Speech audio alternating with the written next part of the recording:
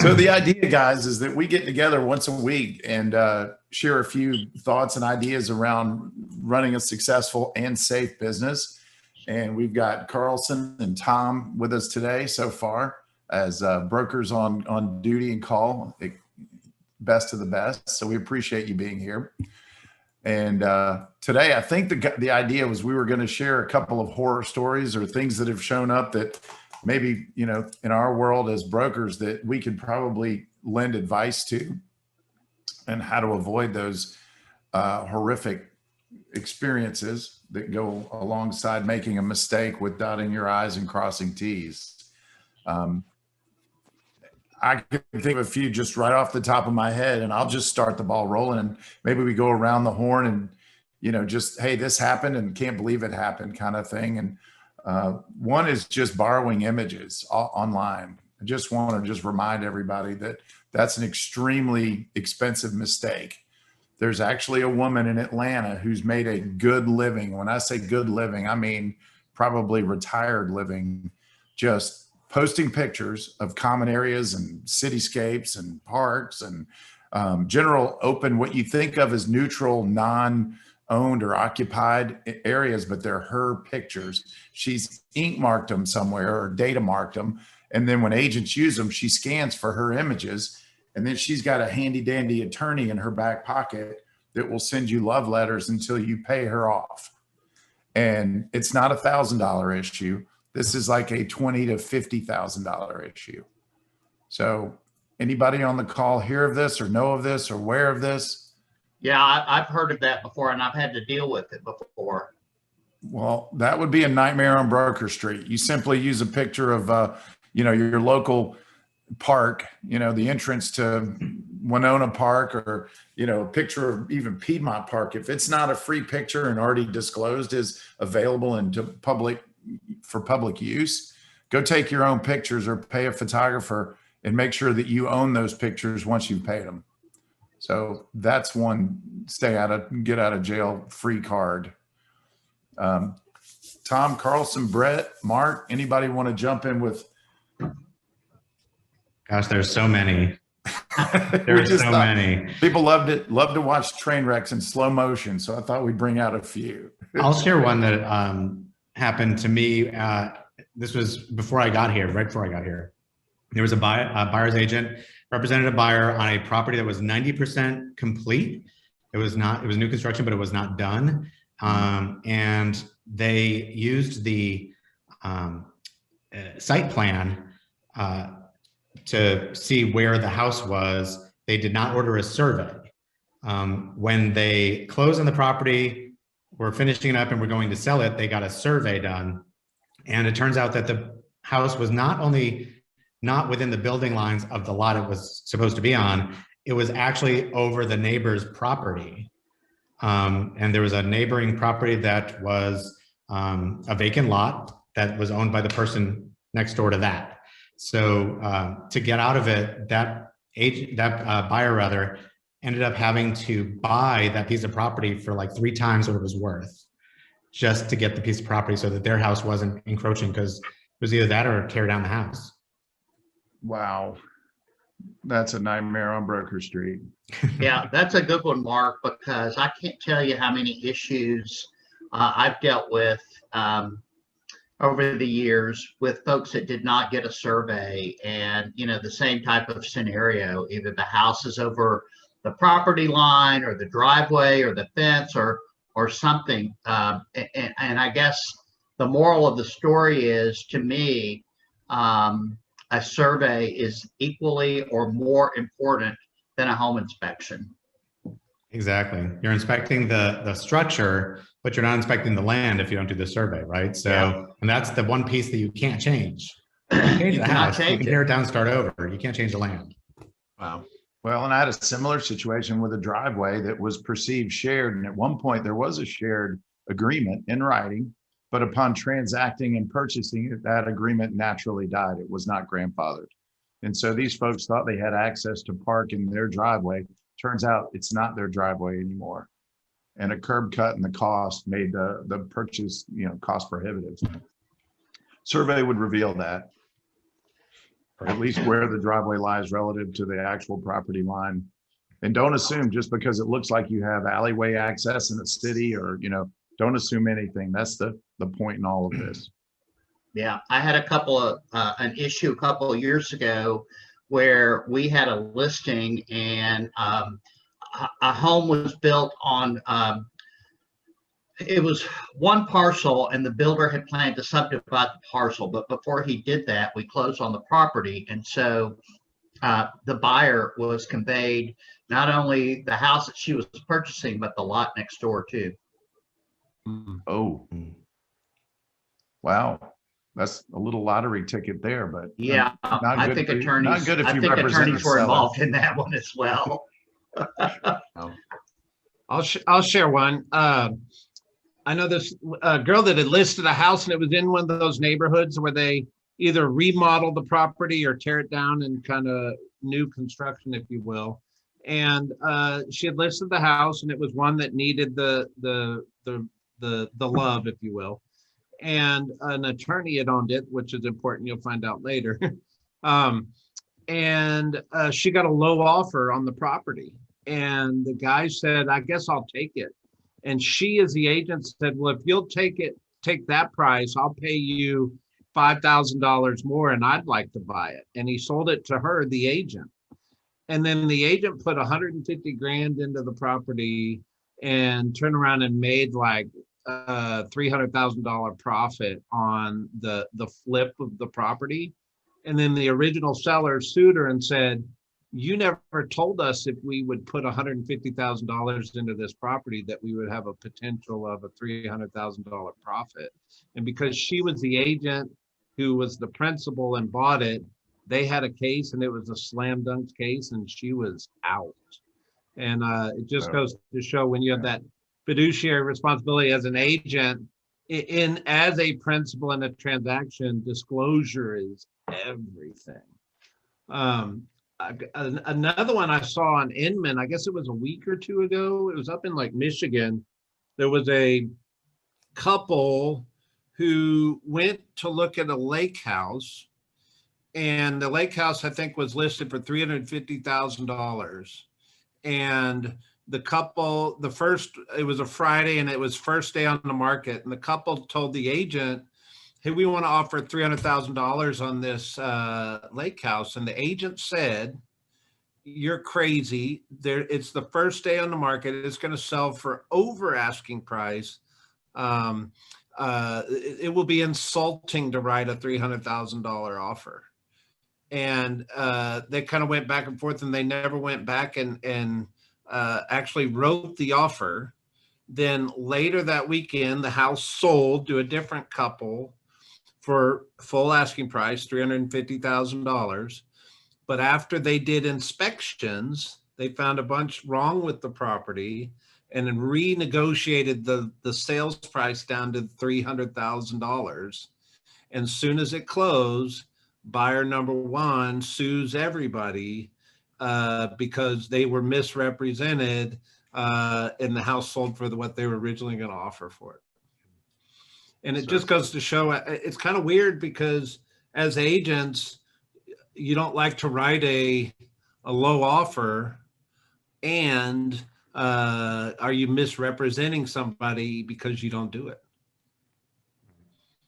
It's important that we always say, this is what you're wanting to do. We can do that, but here's a potential downside of doing that. Here's the potential upside. What would you like to do? And let them make the decision. But not writing the offer actually got them in hot water. Mm-hmm. Yeah. Well, we're required to present all offers. If they verbally requested and you're in a fiduciary responsibility rich position as their agent, you have to represent them. By not writing it, obviously it was an example of poor or non-representation. Yeah. Good examples. Carlson, you got anything on your mind? I was just sort of sitting here thinking about flips. These investors coming in and flipping houses really quickly. I've seen probably 3 issues in the recent past related to those. One was it was disclosed that it was public sewer. and they bought it as public sewer. The inspector didn't catch it. Nobody caught it. Turns out after the buyer closed, they started having a leak into their basement. Turned out it was septic system. So that became a big mess. And the question is like, what, as an agent, what we could have done to represent the buyer to prevent it. And, it's one of those things, should the inspector caught it? And what recourse do we have against the inspector, which really is not much. So anyway, the buyers ended up suing the seller. So that's still kind of going on there. That was one. There's another one where apparently the flipper, there was a swimming pool in the back, and just decided to dump all the debris during the time and cover it up. And so the next door neighbor had taken pictures, about that. Now a big sinkhole is developing there. So that's another one. Let's see, the third one. Oh, we had another one where the flippers sold it and the permits weren't done. So the buyer moved in, had an electrical problem, and it turns out that the permits weren't issued yet. So those are three that I can think of off the top of my head. So it's just with these flips, we just need to be really careful. Yeah. That we're doing all the inspections that we can on these and all our due diligence for our buyers and letting them know. And don't close until you're absolutely positively sure everything's been Right. dotted and crossed. Right. I Right. think Mark can probably attest to the power of what happens when you move into a house without a CO. I believe we had a challenge. We had someone who did that. It was not pretty. It went from bad to worse, and it was awful. So Yep. don't let an anxious seller who threatens, push your clients into closing. The other piece of advice is always get legal advice when it feels like legal material. We're not lawyers, but you may think you play one on TV, but not in the real estate world unless you're licensed. The other thing is disclosures. I wouldn't, if there's, some sellers are seasoned to know that if they don't provide a disclosure or disclaim disclosure, that maybe they're off the hook, and to some degree they could be in certain areas if you don't ask the right questions. But I would virtually just always demand a disclosure to at least know what they're do not knowing, because that's another way that they kind of circumvent is check a bunch of don't knows. And to me, that's as good as a yes until proven wrong. Does that make sense? Mm-hmm. Cool. I only have one more on my list, and as you guys are talking, I thought of five more, but we could go on for days. And that's we had one of our agents have a contract. It was a contingent contract on the sale of the buyer's home. So it was a contingency contract, and their house was getting no bites, not even nibbles. And so there was concern that they weren't going to sell. They were approaching the deadline of their contingency period for the right to, purchase subject to selling. And another offer came in, and it was slightly better, not significantly, about the same. The agent called, our agent representing the seller called the buyer's agent and said, "Hey, we have another offer. And it's in line, and we want to exercise it." And the agent says, "That's great. Our clients really want what's best for yours and like you and appreciate you. And we're going to withdraw. I'm sure we'll withdraw. So I'll get the paperwork in the morning, and we'll, remove our contingency, and you can sell to them." The next morning, the buyers with the contingency called their banker and found a way to do a bridge loan and not have to sell their house to buy. We're absolutely in love with the house. The kids were crying and upset, and they were throwing Hail Marys, but figured it out. Meanwhile, our agent, based on the verbal response and commitment from their agent that they were terminating, went ahead and signed a second contract and officially landed on, we have 2 accepted contracts for the same house and 2 very emotional purchasers. It was an expensive experience. So just, verbal means nothing. And if you've got privileges and rights in your contract for contingencies, follow the letter of law and don't do anything until they officially terminate and release before you sign another contingent. I would be careful even signing another contingent contract. Yeah, that's a good one, Rick. I recently dealt with this a couple of weeks ago where we had a buyer and the seller accepted, and I had to call this, it was a single broker agent. And I had to call her and tell her that, well, you have 2 contracts on this property now. And, you know, what's your game plan? Because our buyer's going to sue you if you don't honor their contract. And somehow she finagled the other folks and told them that they had already gone under contract and they walked away from it. Luckily, that turned out to be good.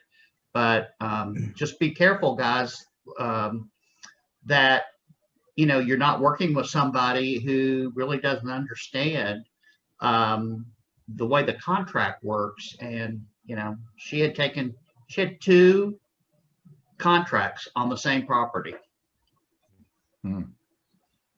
Tom, do you see that being more and more common with all these multiple offers right now and people not knowing how to handle them correctly? That has something to do with it as well. Yeah. So what's the advice for everybody on the call? I mean, God bless anybody that has great listings right now, because you're driving the market, but you're going to get multiple offers. How do you, anybody, not just Tom, how do you protect yourself in that scenario? What's the advice? Well, I can tell you one piece of advice, because I was in a similar situation as Tom and was on the buyer's agent side of a property that went under contract with 2 different buyers.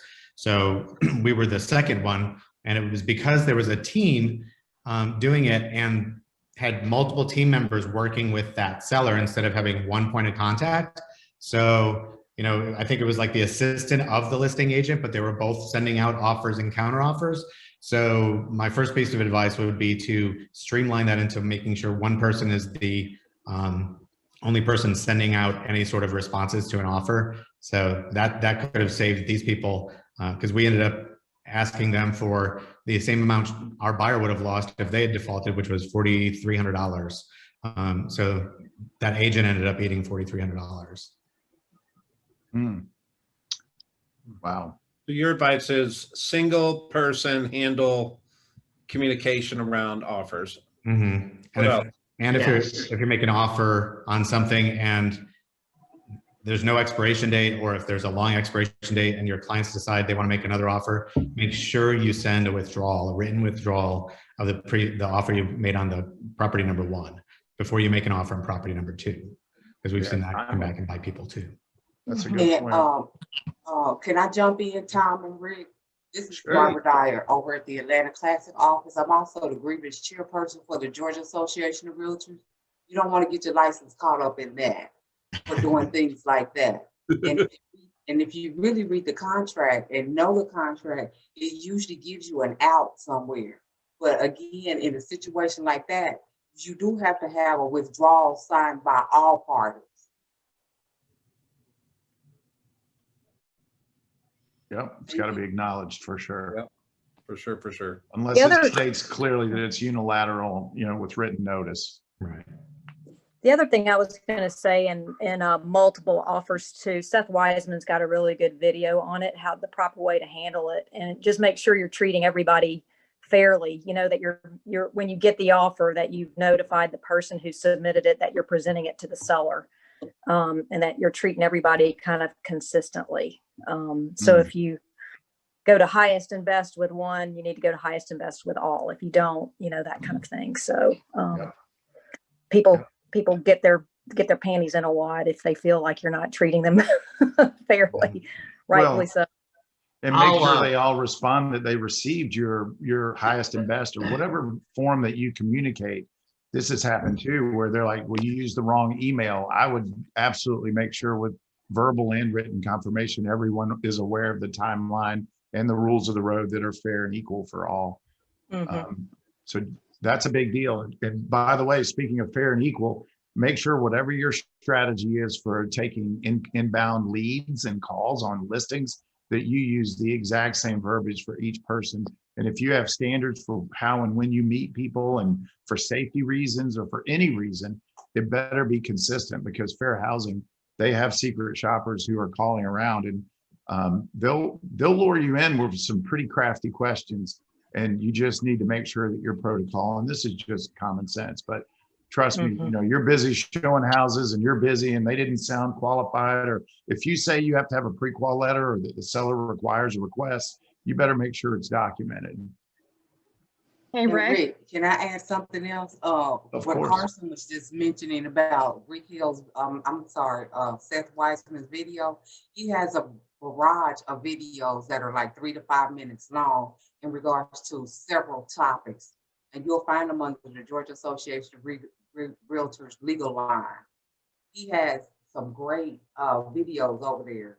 So if you have any questions, can't reach your broker right away, those videos will pretty much answer your questions.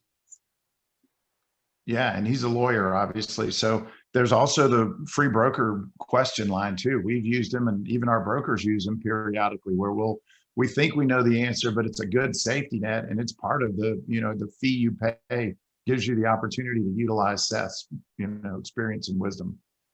Rick, I'd like to comment on the internet lead situation. I dealt with an issue a couple months ago where buyers had seen a property in their neighborhood that we had listed. Somehow they go online and they think they're calling our agent, but they called an agent that, and this was like in the Decatur area, they called an agent that was out in the north suburbs. And that agent pretended that she was the listing agent. And wound up writing an offer for these folks when they thought they were actually speaking with our agent. And that kind of turned into a big mess. They terminated the agreement because they didn't want to work with this person. This person never showed the property. And I had to deal with that broker because they wanted a, you know, like a 50% referral fee. So the moral of the story is, if you're getting internet calls and somebody's calling about somebody else's listing, make sure you are clear of who you are representing, if any, in that situation. And putting it even more clearly, make sure they're aware who you're representing, what you think and what they think. And if in doubt, write it out. I think there's, Yeah, you know, it becomes irrefutable at that point if you have an agency agreement signed. Great point. Any others? Laura Z, hands up. On the flipping side, I've had, 30032, there's a lot of flippings going on. And I had a really difficult transaction, although great agent on the other side, Keller Williams agent, her flipper hired somebody not worked with before who didn't pull any permits, didn't do anything. Thank God I had a great plumber, a great electrician that went in after our inspection and did a lot of, but there was like literally $9,000 worth of work that had to be done. And she ended up giving up her whole commission and everything just to make this deal work. Is there a document especially for our newer agents that are going to have some first-time home buyers, or a list of questions or something, because you can't really put it all on the inspector. If I didn't know what I knew after all these years, they probably would have bought a house with lots of problems. Do we have any kind of, like, we all know they're supposed to pull permits, but they don't. There are some agents, there are some companies that are flipping that give you a long, they give you a long exhibit that says, buyer beware, we're not responsible, you're buying this knowing we're not responsible.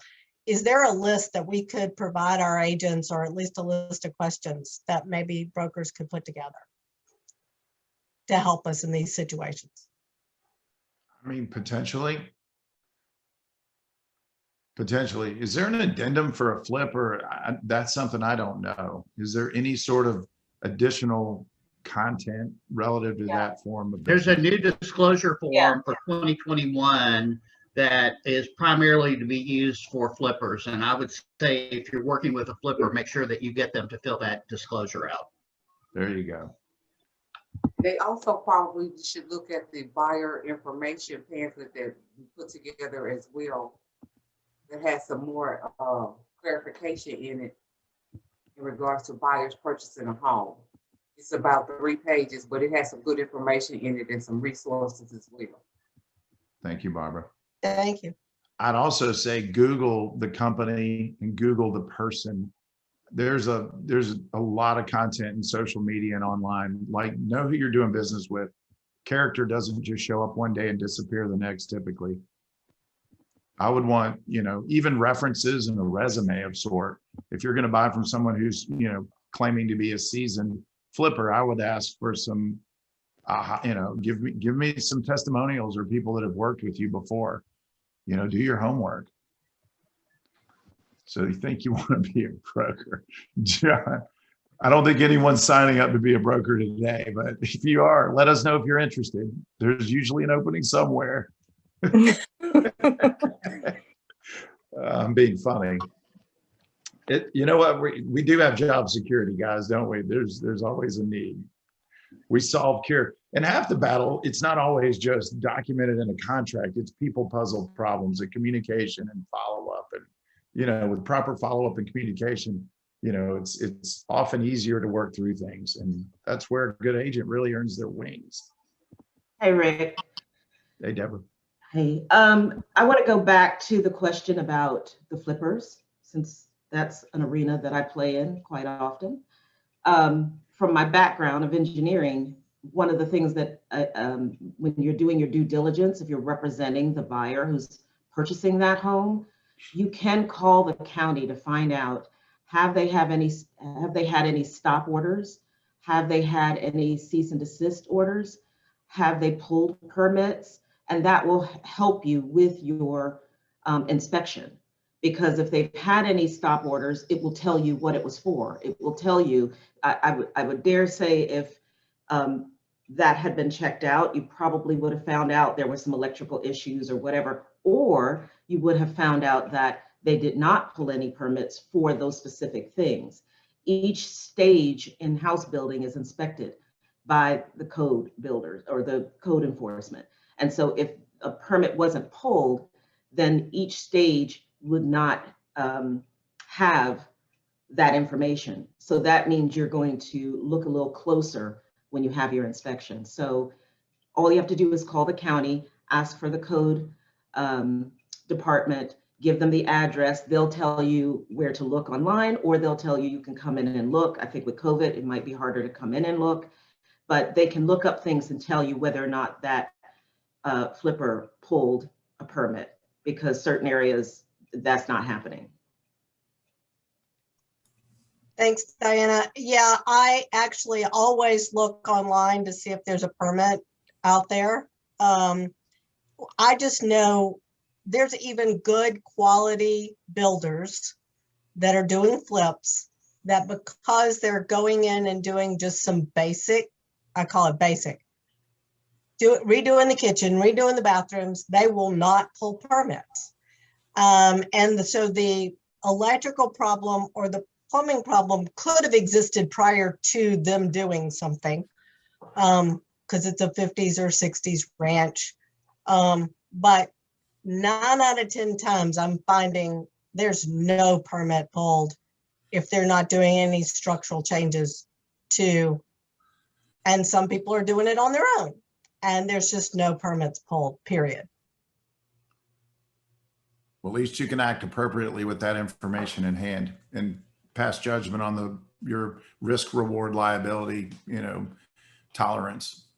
Don't you think that becomes a little bit of your unique value proposition when you're given advice and opinions, that you have the experience and people should hire you for that experience because you can recognize a lot of those things? It also, yes, but I want to know how we make these guys pull permits so the work's done right. We can't hold them. You can't hold them responsible for anything. It's really hard. Am I right or wrong? Wasn't there a moratorium on having to pull permits back in the spring when COVID was so rampant? Am I making that up? Is that true? I think there was a moratorium on them issuing permits for a little while, but not on having to do it. Okay. I don't think the rules changed. I think they were just locked down. Got it. So, and again, if you've got the proper language in a contract with conditions and stipulations for approvals, you're covered. And during that period of time, make sure that you've crossed every, T and I and dotted I's to make sure that they've done what they're supposed to do. And if not, you're able to terminate the contract without penalty with a full refund of all earnest money. A quality renovator, flipper, they're going to be fine with that if they know they're doing the right thing. If a seller gets weird about providing information and background and, testimonials or, a list of clients, then I would weigh that, I'd take that into consideration. Can I add something, Rick? Sure. From the Forms Committee, we created a document, the seller's disclosure of latent defects, especially for investors. Because investors don't like to fill out the seller disclosure statement because they usually did not occupy a house. But the document is Form 302. It was created especially for investors that are selling property as is, and a disclosure of latent defects. And it's only 2 pages, and so you guys may want to review it if that might help some. Form 302, is that what you said? I'll type it in. It's Form 302. The disclosure Tom was referring to that's new this year. Yeah, I sit on the Forms Committee. We created a few new forms this year based on you guys' input. So if you guys have some changes you want us to look at, just please feel free to reach out to me. And I think, by Georgia law, sellers are required to disclose whether there are any known latent defects. So that's what this form is really for. Correct. And it also allows investors to go through and check which items are included, just like a normal seller's disclosure statement, which is good. Thank you, Carson. We keep talking about flippers and investors. This also applies to relocation and foreclosures. They don't want to fill that out. So let's not just, for the agents that are on the call or on the Zoom, it's not just for the investors. They're the ones that resist it the most, but your banks and your relocation, they don't like to fill out the disclosures either. So the new form that was created would be a better form for them to use. Yeah, they're acting as intermediaries, and they've never lived in the house, which was the point made a minute ago. And I don't blame them for not wanting to disclose something that they're not really privy to without a detailed inspection of their own, and to varying degrees they get them. But as soon as, another thing to remember is that when an institutional seller plugs in a bunch of riders and exhibits, and just know those supersede the body of the contract unless there's laws that are, governing laws precede that, but take precedent. But man, if it looks convoluted and complicated, my advice again is take that to a professional lawyer and make sure that they've reviewed it on your behalf. Another quick point is be careful. This happened recently where someone signed an agreement and they claimed later they signed it under duress and under pressure because of a timeline. It was sent to their cell phone. The agent did not clearly explain the context, paraphrased even paragraph by paragraph. And later they filed a misrepresentation suit. So just because we've got this AutoSign's awesome, DocuSign's beautiful, but it's also liability if you don't act in a fiduciary duty and explain and work them. And if you're not comfortable, that's where something in writing stating that you recommend legal counsel to make sure they're clear in understanding it. So don't just send people, forms and, hey, sign this. It happened in a buyer's agency agreement and with one of our offices too, where the buyer showed up, navigated the contract themselves without representation. Our agent, the listing agent, represented the seller and was acting as a transaction broker, without representing the buyer. Later, another agent showed up with a buyer agency agreement claiming that they'd shown them and were procuring cause.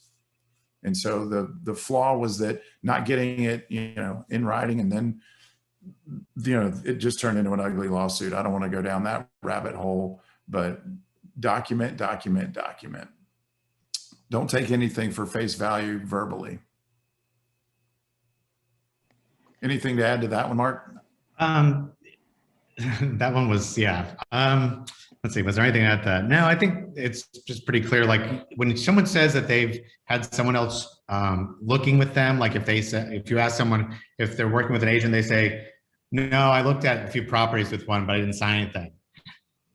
You might want to do a little further investigation and maybe even call that agent, because a lot of times these people don't know they're signing something. It turns out these people who said that they didn't sign anything with this agent, they actually made a couple of offers with the agent, and there was a buyer brokerage agreement in with the offers that they signed online.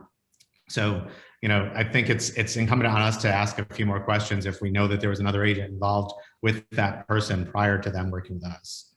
You could be perceived culpable if you don't take that second and third step and proactively confirm. That's what Mark, I knew you'd have something good to share. That's exactly what happened.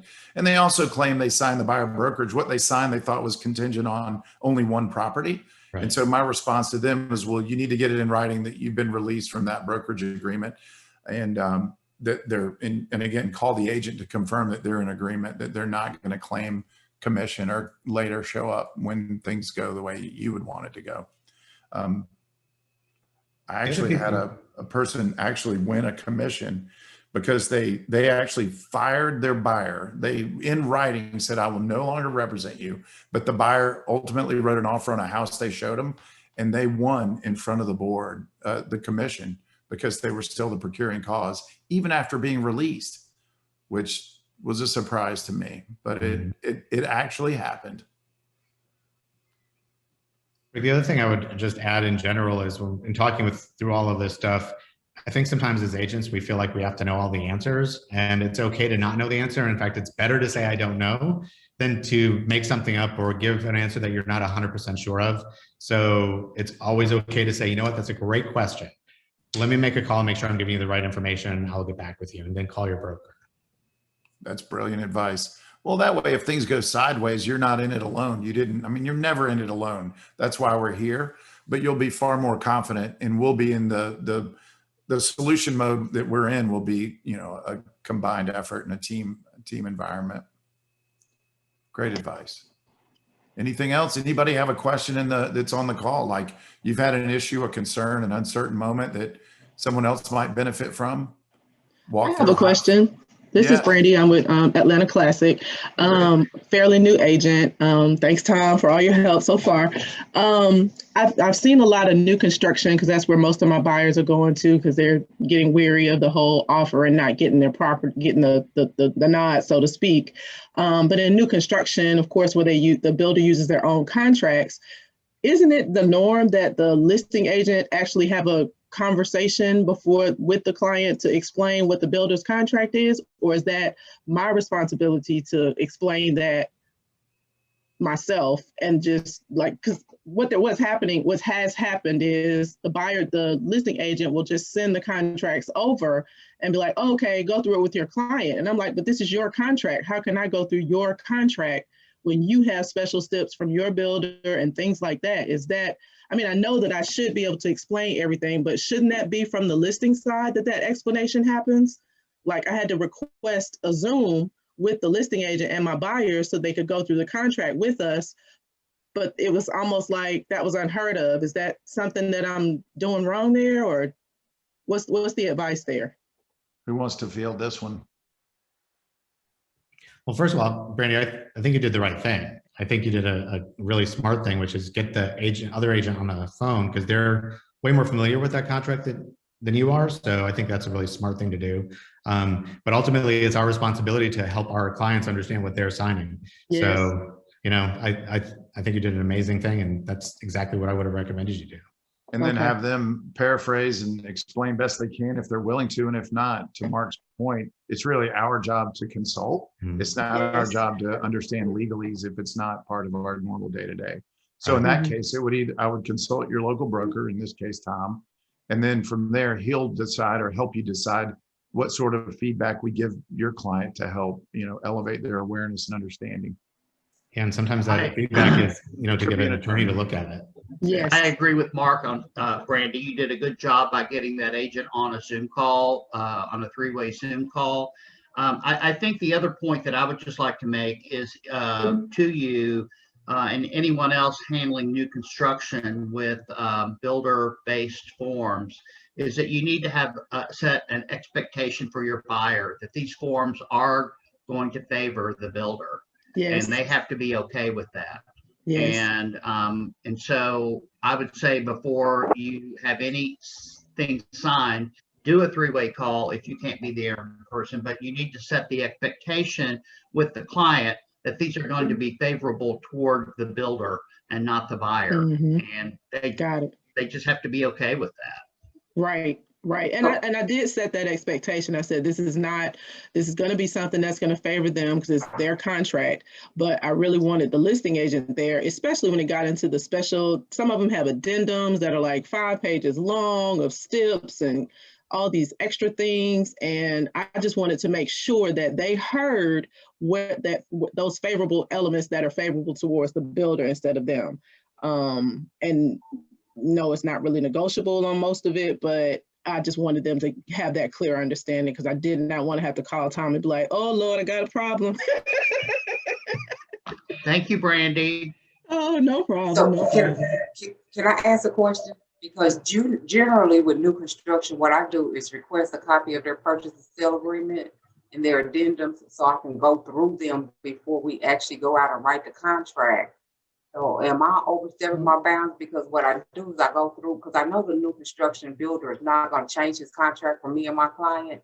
I just like to see what are possibly the loopholes or the things that give me heartburn that I can bring to their attention. Like for instance, that change order fee. Yes. Having inspectors come out at a certain time. Yes. You know, different little things like that, so that when we do go out to the new construction site, I'm asking clarification from the on-site agent in regards to the contract, but I generally ask for it in advance so I can read through it and be prepared when we go back. Am I overstepping my bounds? Not at all. No. The other thing you can do, Brandy, is, with Keller Williams, as big as we are, the advantage in our collaborative team spirit is that there's probably someone in your office or in one of our offices that's done business with that builder and taken one soup to nuts. And my advice, find someone who's been there, done it, and make sure that whatever pitfalls that, what's their historical success, cycle look like? And, are they really hardcore about change orders, or what constitutes a change? And what's the timing? And you just have to be extra careful to follow the letter of the law and make sure that you don't miss deadlines. And like with any institutional or corporate seller, they're a little more litigious and a little more corporate. They're not just, two friends trying to work through a deal. And so you have to be that much sharper. But there's probably a historical path that someone's taken with them to give you, some insight into the pitfalls and things to be careful of. Okay, Rick, where would be the place that I would put that kind of a query out?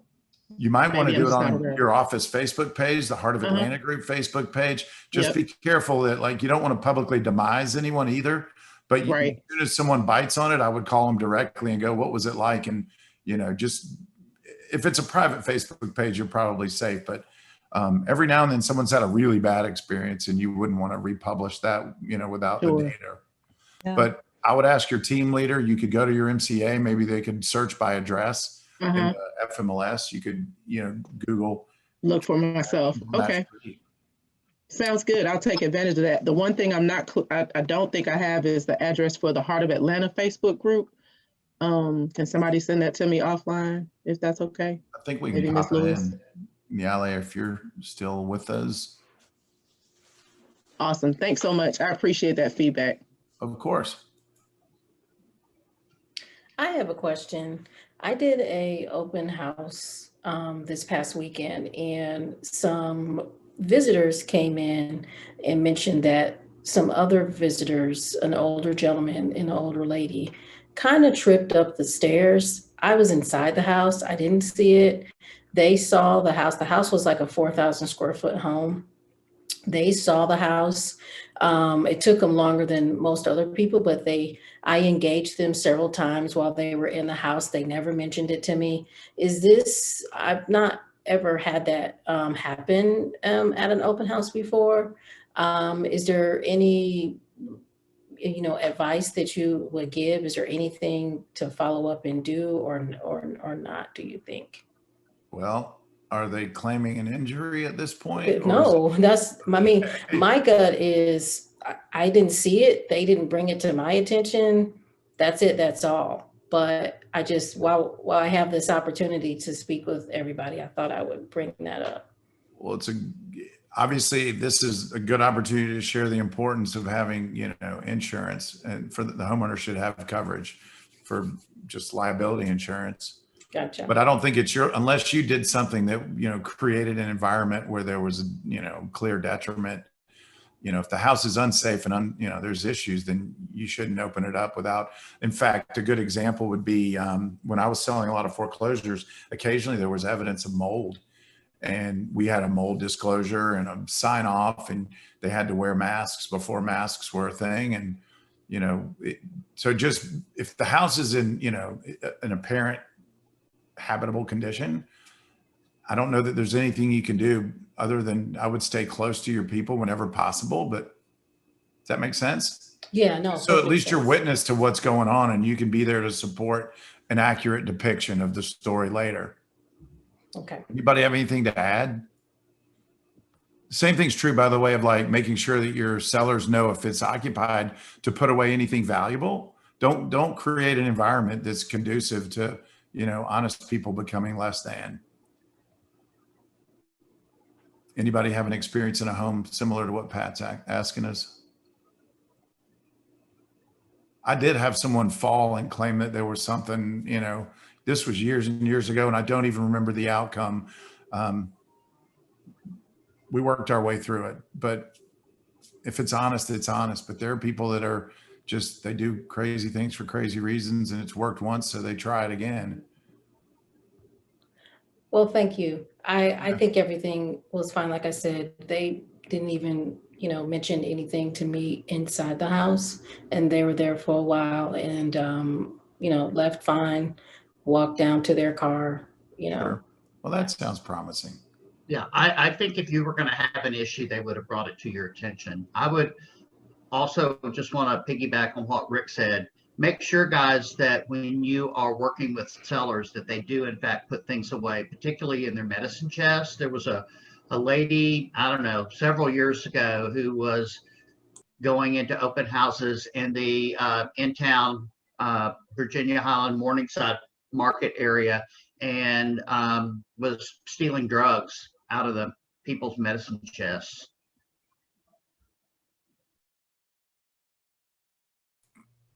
And was caught red-handed. So maybe some version of a sign-in sheet's never a bad idea. I mean, once again, you can't just selectively do this though. If you have a protocol strategy for showings, it's got to be consistent every single time. So when you say, newbie again question. So when you say a sign-in sheet, are we okay with the electronic sign-in? And do you have to have some kind of statement around what you're actually telling them you're signing in for? Is that what the strategy is here? Or are you just getting the sign-in sheet to get contact information? I just want to be clear that I'm on the right path. Well, anybody else want to take this? I feel like I'm doing all the talking. I would say that we really need a sign-in sheet to know who is in and out of the property. If you cannot, it's, kind of rare when you are able to have one person at a time come into an open house, but I think you probably would want it for contact information. Well, and I think sellers, they want to know who's been through their house too, or something. So I think it's an acceptable thing to ask for someone's name and, some basic information. I saw this on a broker or a chat that also you can give them an out. If they don't want to put their phone number, you can say, if you're not comfortable putting your phone number and you're working with an agent, then put your name and information, but give me your agent's contact information, and that would suffice. So at least at least their name and the agent that they're working with and the contact info from the agent. I do have a good lead generation tip for you if you guys want to digress a second, but instead of asking them if they have an agent, ask them who their agent is. And if they can't quickly rattle off who their agent is, the odds are they're playing defense, and it gives you an opportunity to at least recognize there could be something you know, a client to win potentially. So often people say, you know, do you have an agent? And the patented answer for many buyers, potential buyers, is yes, I have an agent. And then, but if the question is, hey, I'd like to document who your agent is and let them know you were here today, and just, I like to stay in connect, you know, in communication with our, you know, my fellow agents. Who's your agent? And if they stumble or stammer, the odds are they don't have one, and you can go to work presenting your value proposition. I'm so glad you said that. I do that. I changed my little phraseology to say, hey, who's your agent? And you're right. They do stumble if they don't have one. And they're just like, well, I don't want to get taken, or I'm not ready to commit to somebody. I'm just out looking. So I'm glad you validated me on that one, Rick. I love you today. Man, that made my day. Thank you. Thank you. Thank you. Well, and the idea is not that you're trying to take anything. You're just there to contribute and add value. And that's what they need to hear and feel, which I have a feeling coming from Use Natural. Well, this is good. I think we're within a couple minutes. Anything left on your list of, oh gosh, what do I do with this? And where do we go with that? I have a question. It's Marjorie. Hey, Marjorie. Hey there. I took that CE class for 2021 GAR forms with Missy Robinson with Chicago Title. And she had gone over the F101, what is now called the exclusive seller brokerage engagement agreement instead of the exclusive listing agreement. But I don't know if I'm missing something, but I obviously haven't had a listing yet. I'm working with a lot of buyers, but I have one coming up, and I don't see that new name for that form. And I'm trying to pull it up on DocuSign under GAR forms. Am I missing something, or is that not actually rolled out yet? It has rolled out. Are you searching for exclusive seller listing brokerage agreement? Yeah, I've searched under a variety of things, seller brokerage, exclusive.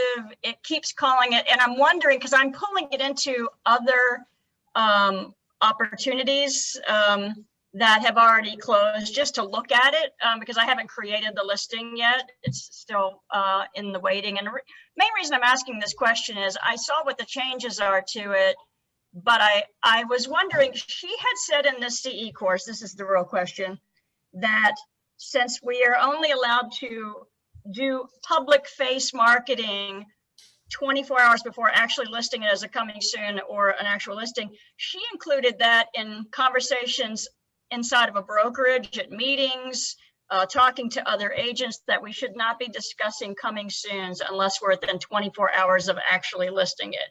Is that the deal now? Well, that's a great question. And because of that issue, you're not the only one that has some confusion regarding it. So what I've done is I've asked the Georgia Real Estate Commission to speak with us on the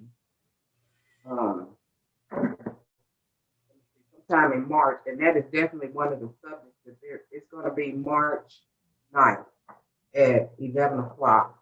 And that is one of the subjects that they're going to be discussing. And another thing is, on the Forms Committee, we've been haggling back and forth in regards to that coming soon statement as well. And what the statement really says is that the listing is supposed to be in MLS within 48 hours. But if you put the sign out and you get a listing, or I'm sorry, if you get an offer, you definitely have to present it, whether it's in MLS or not.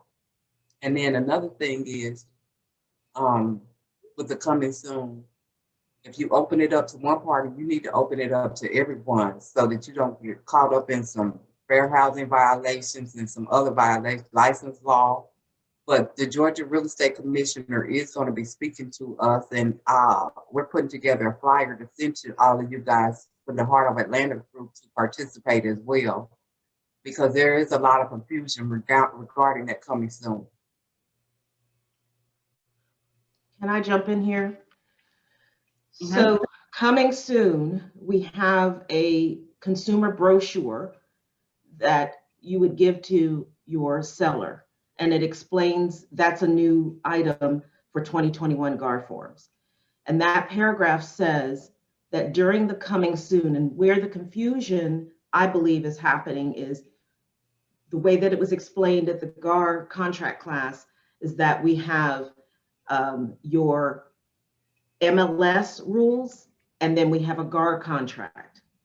So the GAR contract is saying you're not really supposed to accept any offers. You're not supposed to do offers during coming soon. Coming soon is being abused. It was not meant to try to sell the house off market. And you're not supposed to advertise to the consumer.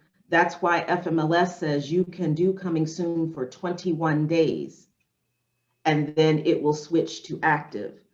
But also, if you're listing a property, it's supposed to go in within 48 hours if you're not doing coming soon. But if you opt to use the coming soon status, you are not supposed to be accepting offers. It's only exclusive to us as agents to see that, where we can call that agent and inquire about different things, but you're not supposed to accept offers, because now you're running into two things. And Barbara, you can jump in on this. The thing that agents are missing in this, and this may come up in the contract, is that we are also a little bit tap dancing on fair housing, because you are not presenting the property to all consumers. And we're in a very dicey market right now where people are putting 30 and 40 and 50 offers on properties, and then to find out. So an experience I had, I watched a property on coming soon. We wanted to make an offer on it.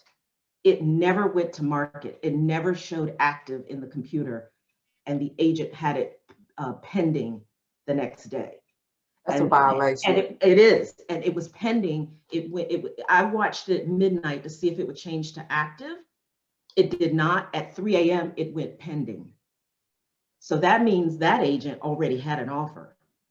It was never available for any other buyers to see, any other consumers to see. And so therefore it is a violation. And I did report it.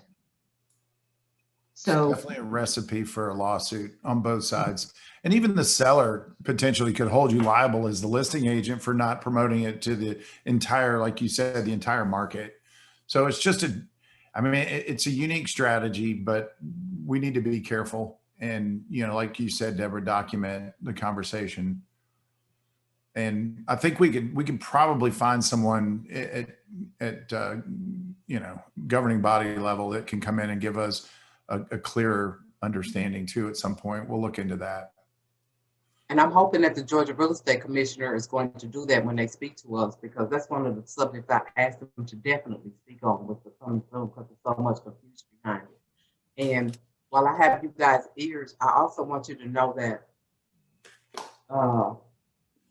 and I'll send out an email for this as well. I have the National Association of Realtors, Matt DeFinas and Bruce A, speaking to us in regards to some changes that were made through the Code of Ethics at the end of last year that are very, very, very, very intriguing. And there was a lot of discussion for months in regards to the changes that we made. So I'll get that information to you guys as well. Nice.